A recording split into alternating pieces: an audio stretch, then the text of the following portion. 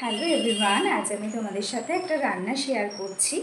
আশা রাখবো যে তোমরা সবাই এই রান্নাটা অন্তত একবার হলেও ট্রাই করবে বাড়িতে। তো চলো আর সময় নষ্ট না করে শুরু করে নেওয়া যাক।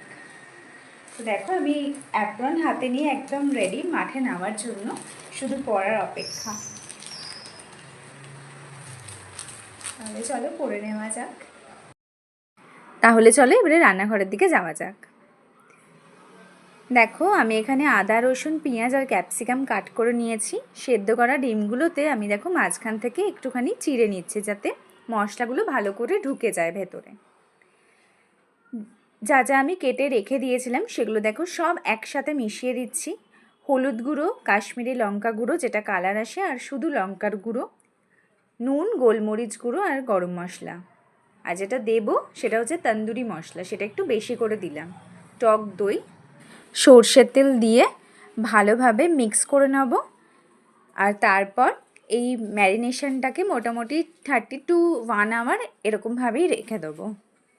তো দেখো, এবার আমি কড়াইতে তেল বসিয়ে দিয়েছি। তেলটা একটু অল্প পরিমাণে দিলাম, তার কারণ ম্যারিনেশনের ক্ষেত্রে তোমার তেল দিয়েছি প্লাস দইটাও আছে, তো সেই কারণে।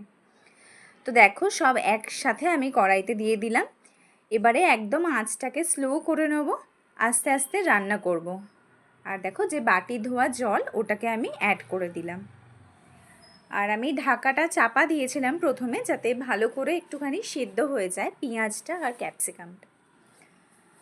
আর আমি রান্না করতে করতে মানে যা দারুণ একটা স্মেল আসছিল, মানে বলে বোঝাতে পারবো না।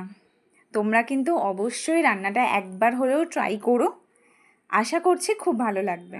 তো দেখো, আমার রান্নাটা একদম রেডি।